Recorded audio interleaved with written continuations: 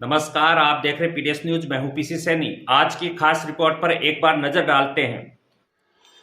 थोई में उत्कर्ष क्लासेज में प्रतिभा सम्मान समारोह का आयोजन हुआ। जानकारी के लिए बता दें कि थोई में उत्कर्ष क्लासेज में पढ़ाई करने वाले बच्चों का गंगा भवन में अनिल कुमार सैनी उत्कर्ष क्लासेज के संचालक के द्वारा प्रतिभा सम्मान समारोह का आयोजन रखा गया था।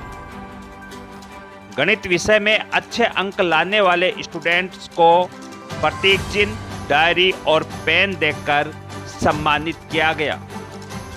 लक्ष्मी लील 99, जयवर्धन सिसोदिया 98, वंशिका सैनी 97, कनक खंडेलवाल 95, राहुल सैनी 95, ईशु सैनी 93, अंजलि सैनी 92, साहिल मील 91, ऋतिक सैनी 91, सुमित सैनी 90, मनजीत सिंह 90, ऋतिक सैनी 91, सुमित सैनी 90, मनजीत सिंह 90, ऋतु सैनी 89, अमन योगी 88, तुषार सिसोदिया 86 अंक लाने पर सम्मान किया गया। यह सम्मान समारोह थोई में स्थित गंगा भवन में किया गया। उत्कर्ष क्लासेज में पढ़ने वाले विद्यार्थी जिनके गणित विषय में अच्छे अंक आने पर उनका सम्मान किया गया। समारोह के अतिथि डॉक्टर अरुण कुमार शर्मा, थोई थानाधिकारी रिया चौधरी, वरिष्ठ अध्यापक लालचंद सैनी, विवेकानंद स्कूल के संचालक बसंतीलाल सैनी, मेल नर्स महेंद्र सिसोदिया, नगेंद्र वर्मा, श्याम अग्रवाल, दैनिक भास्कर के संवाददाता कमल पारिक रहे, जिनका संचालक अनिल कुमार सैनी ने माला और साफा पहनाकर स्वागत किया। स्वागत समारोह और प्रतिभावान विद्यार्थियों का समारोह गंगा भवन में रखा गया, जहां पर प्रतिभावान विद्यार्थियों को प्रतीक चिन्ह, डायरी और पेन देकर सम्मानित किया। प्रतिभावान विद्यार्थियों के अभिभावक भी कार्यक्रम में मौजूद रहे, जिनका अनिल कुमार सैनी ने माला पहनाकर स्वागत किया। इस अवसर पर प्रतिभावान छात्रों के और छात्राओं के परिजन भी समारोह में पहुंचे थे, जिनका उत्कर्ष क्लासेज के संचालक अनिल कुमार सैनी ने माला पहनाकर स्वागत किया और बच्चों के लिए उज्जवल भविष्य की कामना की। इस अवसर पर मेल नर्स महेंद्र सिसोदिया ने संचालक अनिल कुमार सैनी का भी सम्मान किया। माला पहनाकर उनका सम्मान किया गया। सर्वप्रथम जो इस प्रोग्राम को ऑर्गेनाइज कर रहे हैं उनको मैं बहुत बहुत धन्यवाद देना चाहूँगा, क्योंकि ये जो पारितोषिक इनाम ये ऐसी चीज है जो बच्चों में सबसे ज़्यादा मोटिवेशन पैदा करती है। इससे बच्चा आगे से आगे और मतलब अच्छा करने का प्रयास करता है। अब आपको तो लग रहा होगा कि क्या प्रोग्राम रखा गया, नहीं, इससे ये जो बच्चे बैठे हैं उनको औरों को भी ये होगा कि आज इन लोगों ने यहाँ से इनाम लिया है, कल अपन भी ले। ये बच्चों में जिज्ञासा जागृत होती है। आप बच्चों, आपको पता है सफल और असफल इंसान में थोड़ा सा ही अंतर होता है। आप जितने भी बच्चे यहाँ बैठे होंगे, आप सबने तैयारी की, तब सबने सोचा होगा कि भाई मेरे भी 95, 97, 98 परसेंटेज आए, लेकिन आप सब लोगों के नहीं आए, कुछ एक ही आए। क्यों? तैयारी तो आपने सबने की है, पढ़ाई भी सबने की है, सपने भी सबने देखे, लेकिन थोड़ी सी चूक होगी। जो लोग सफल हैं उन्होंने सपने देखे, उनको पूरा करने के लिए एक सिस्टमेटिक पढ़ाई करी है, और जो दूसरे हैं जो असफल हुए, जिनके इतने मार्क्स नहीं, उन्होंने सपने तो देखे लेकिन एक सिस्टमेटिक पढ़ाई नहीं करी। तो अगर आपको जिंदगी में सफल होना है तो पहले तो एक गोल निश्चित करो कि मुझे ये करना ही है, फिर उसको पूरा करने के लिए जी जान से मेहनत लगा दो। एक चीज दिमाग में रखो, व्हाई नॉट आई, मैं क्यों नहीं कर सकता। इन लोगों ने कुछ एक इनाम प्राप्त किया, आप लोगों ने क्यों नहीं किया? आप भी कर सकते थे, पर आपने मेहनत नहीं की। जिंदगी में अगर आपने कोई गोल निश्चित कर लिया, उसको प्राप्त कर लिया, उसमें आपकी जिंदगी तो सफल है ही है, आपके माँ बाप को कितनी खुशी मिलेगी। उनकी जिंदगी की सबसे बड़ी कमाई होती है जब एक औलाद सक्सेस हो जाती है, और उनके सपने उनके बच्चे होते हैं, वो आप लोग भी पूरा कर सकते हो। इसलिए अपने जिंदगी का गोल निश्चित कर लो और उसको प्राप्त करने के लिए जी जान से मेहनत करो।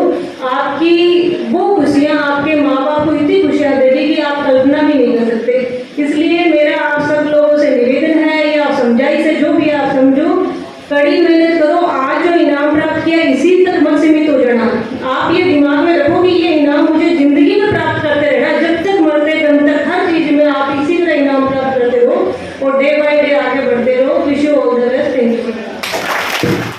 और प्रेम करता है तो ये वाकई बहुत काबिल तारीफ उस बच्चे के लिए, और उस बच्चे में जो गणित का भय था उसको दूर करने के लिए सर को बहुत बहुत धन्यवाद।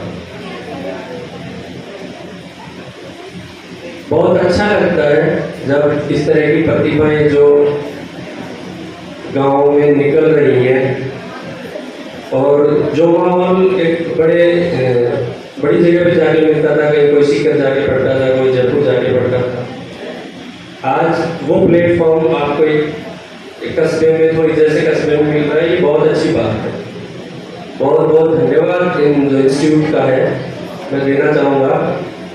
हम जब पढ़ते थे तब 90% क्रॉस करते थे, कोई एक बच्चा, एक दो बच्चे हुआ करते थे। उसके बाद नीचे आते जाते थे, बच्चों की संख्या बढ़ती जाती थी।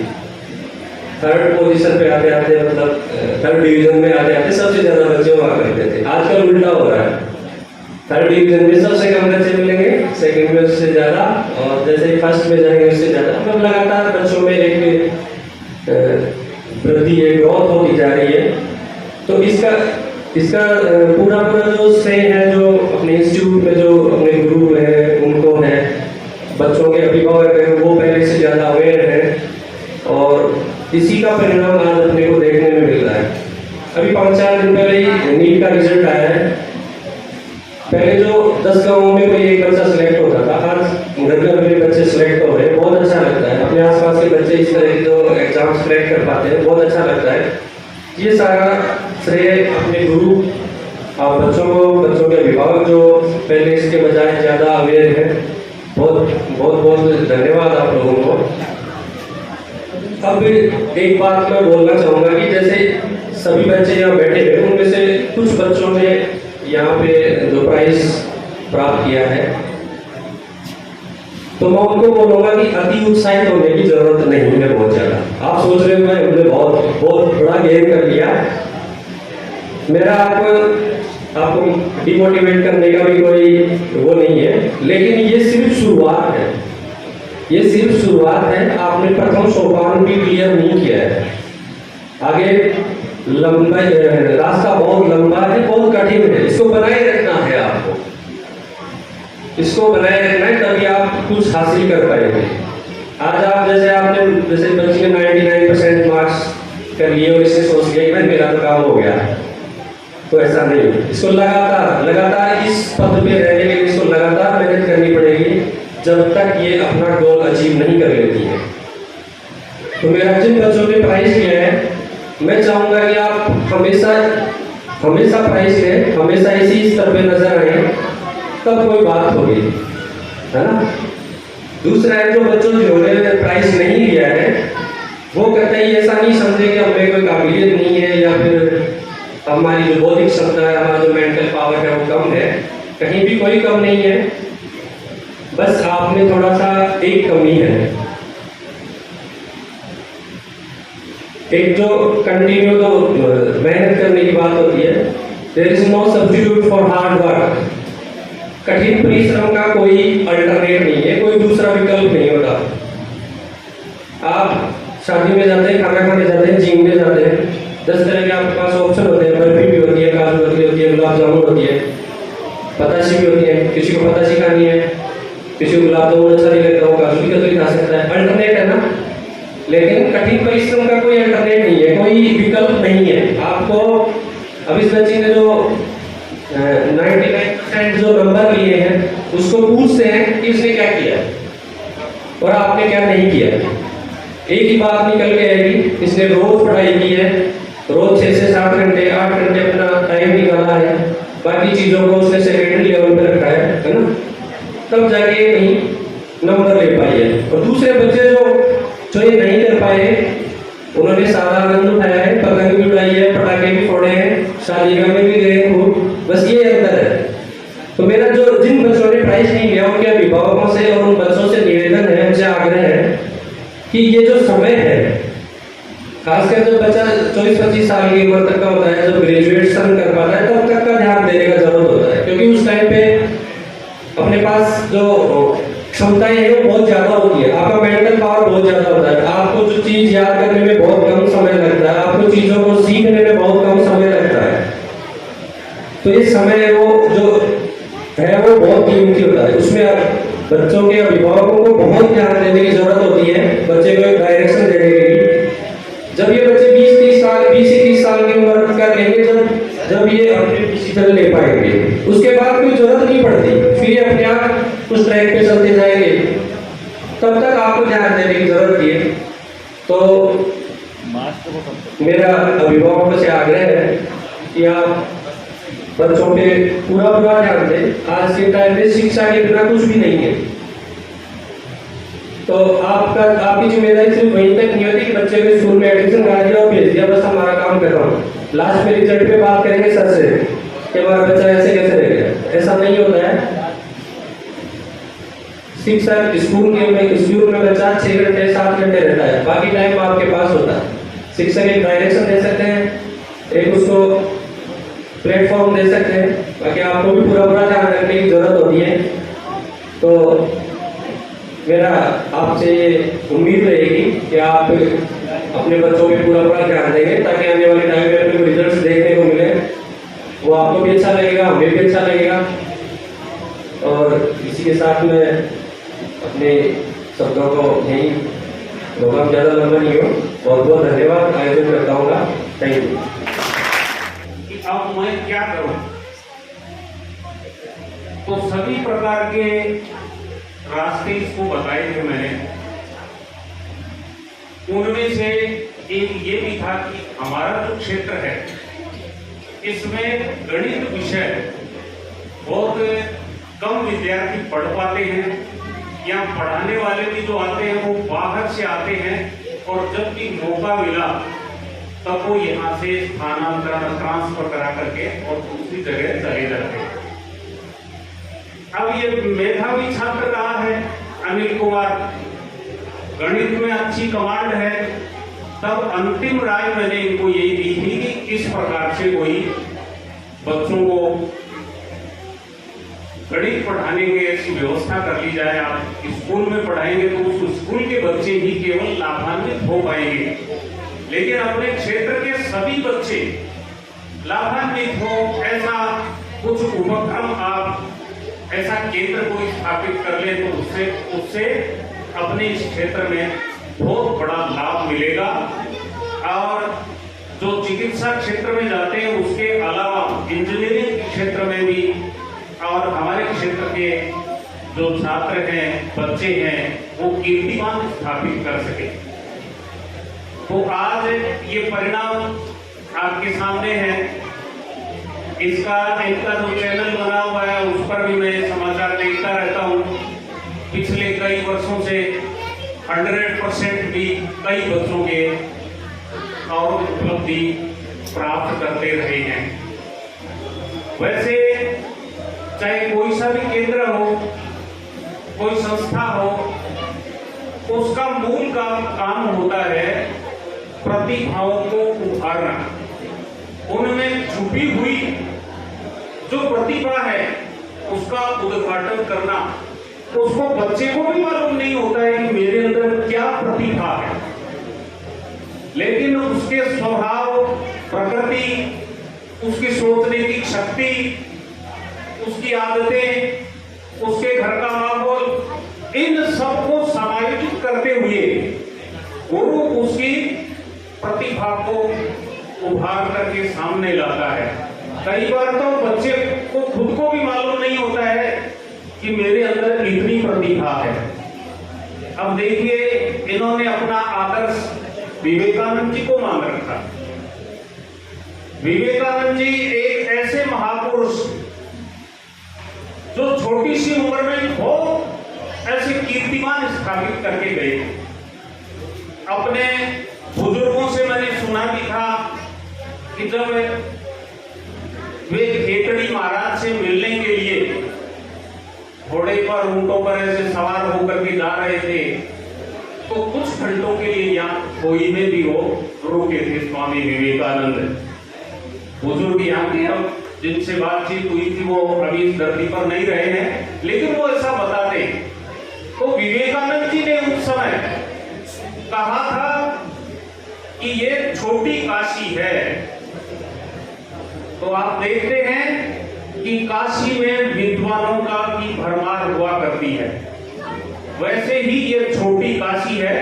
आज अपने धोई के क्षेत्र में सभी प्रकार के जो भी क्षेत्र हैं, चाहे चिकित्सा का क्षेत्र हो, इंजीनियरिंग का क्षेत्र हो, कोई सीए, बहुत सारे सीए बन गए हैं, और आरएएस और आईएएस, ऐसी भी पदों पर हमारे क्षेत्र के लोग और इस समाज को अपनी सेवाएं दे रहे हैं।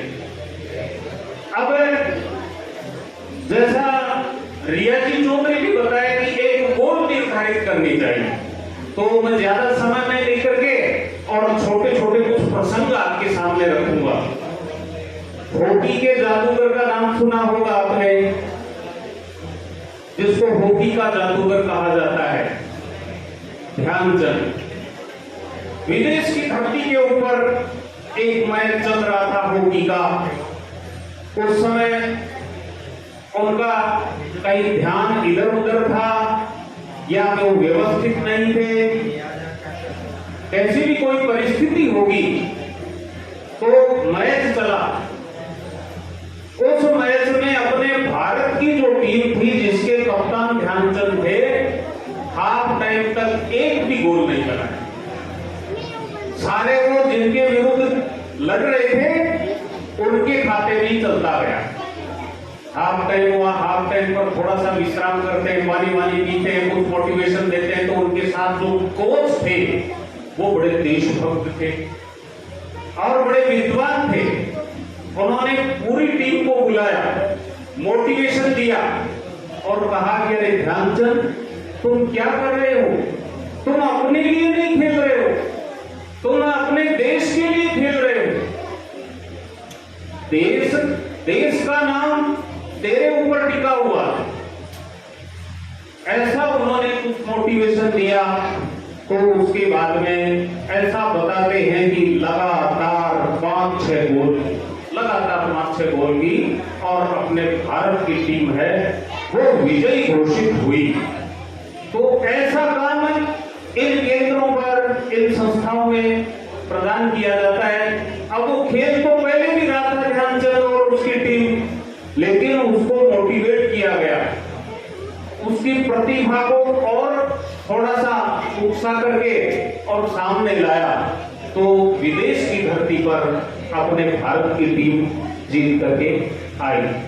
तो मेरा तो यही कहना है कि गणित कोई कठिन विषय नहीं है, केवल अपनी मानसिकता है वो ही उसको कठिन बना देती है।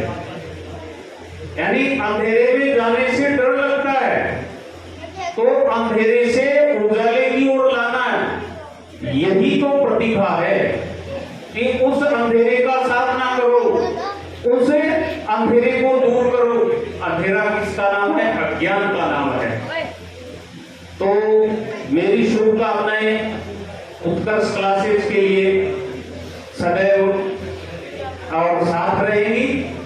ऐसा कार्यक्रम देख करके मुझे बड़ी प्रसन्नता हुई। मां सरस्वती की इस संस्था पर और इसमें पढ़ने वाले सभी छात्र छात्राओं पर बने रहे, उत्तरोत्तर आप प्रगति करें और इस क्षेत्र का नाम रोशन करें। जय भारत। कार्यक्रम में और हर परिस्थिति से जूझते हुए उन्होंने इतना अच्छा कार्यक्रम आयोजित किया। तो मैं सबसे पहले तो उनको बहुत बहुत धन्यवाद देना चाहता हूँ, उनकी टीम को धन्यवाद देना चाहता हूँ और तहे दिल से उनका आभार व्यक्त करता हूँ। प्रिय विद्यार्थियों, जैसा कि ये प्रतिभा सम्मान समारोह यहाँ आयोजित किया गया है, तो इसमें वो प्रतिभाएं, क्षेत्र की वो प्रतिभाएं जिन्होंने वर्ष पर्यंत कड़ा संघर्ष करके, कड़ी मेहनत करके ये मुकाम हासिल किया है। जिन विद्यार्थियों ने वर्ष पर्यंत आत्मविश्वास, कड़ी मेहनत और इच्छा शक्ति से प्रयास किया, उसी का परिणाम है कि आज उनको 90 से ऊपर नंबर मिलेगा। इस क्षेत्र में शिक्षा जगत में निजी और सरकारी विद्यालय संचालित है और लंबे समय से शिक्षा के क्षेत्र में अच्छा काम कर रहे हैं। संस्थाएं अच्छा काम कर रही थी, लेकिन यहाँ एक कमी थी। संस्था की 6 घंटे की ड्यूटी के बाद में, 6 घंटे की पढ़ाई के बाद में बच्चों के सामने समस्या थी कि मैं कोचिंग कहाँ करूँ। उनके पास कोई अल्टरनेट नहीं था, विकल्प नहीं। कॉलेज ने आज से 4-5 साल पहले अपने गांव में एक उत्कर्ष नाम का संस्थान संचालित किया और जिस संस्थान को संचालित करते वक्त इन्होंने मात्र 15 या 20 बच्चों से शुरुआत की थी। आज ये संस्थान लगभग 250-300 बच्चों को कोचिंग व्यवस्था दे रहा है। और इस सत्र से, पिछले सत्र में इन्होंने जो मैथ की कोचिंग चला रखी थी, इस सत्र से इन्होंने 2 मेजर सब्जेक्ट साइंस और इंग्लिश उनकी व्यवस्था और कर दी है। तो मैं ये मानता हूँ कि आने वाले समय में शायद अपने गांव कोई और आसपास के क्षेत्र में जो मेजर सब्जेक्ट है अंग्रेजी, गणित और विज्ञान, उनके लिए शायद स्टूडेंट को बाहर करने की आवश्यकता नहीं। विद्यार्थियों,